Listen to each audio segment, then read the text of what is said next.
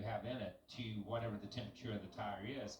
You don't have that problem usually. You just pump them up, you go qualify. You guys talk about it every week.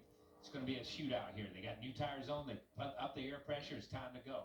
That's not the way this is. He ain't going to run. He doesn't have anything for Bubba Wallace unless he finds something huge down here in 3 and 4.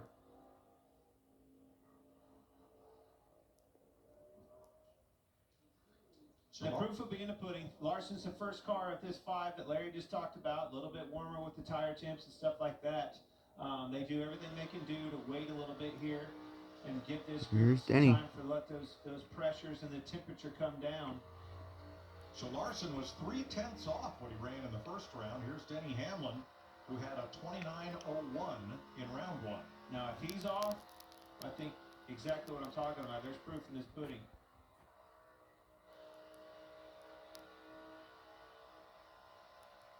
You hear him feather it, and you see the ghost car get away.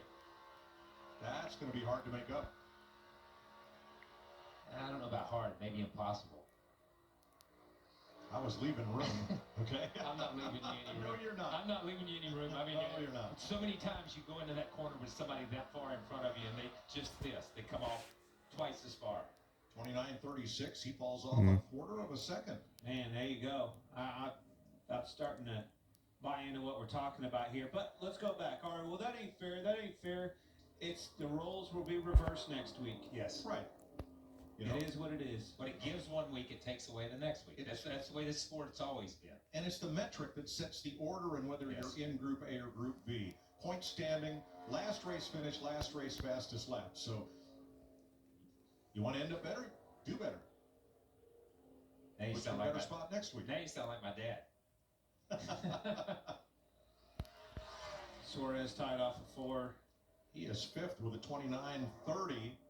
And again, that's a big fall off. That's 3.5 tenths fall off from round 1. Let's see if these Gibbs boys can do it. They've been bringing the speed, bringing that downforce to these racetracks.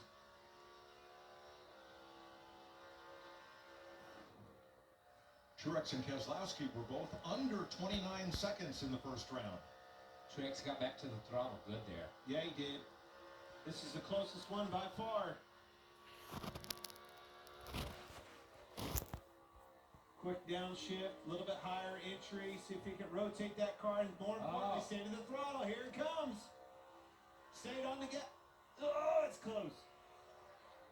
Yes, 29.028 to 29.040. Wow. Right now, it's an all-time in the front row. Truex and Wallace. Wow.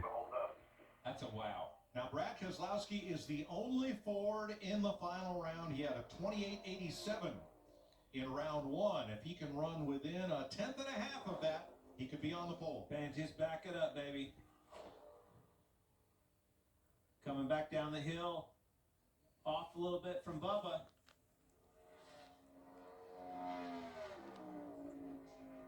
If it's going to be, it's going to have to be. Man, he got in the corner hard. It's going to pay the price, yes. Too hard. Had to hit. Gosh. Yep. That's where it is. Now you're going to go all the way back to probably 10th. Well, he gave it his all. Went for it. He was committed. And Brad ends up 10th. Good job, man. Cool. So Martin Truex is the pole winner for tomorrow's Goodyear 400. It's his 21st career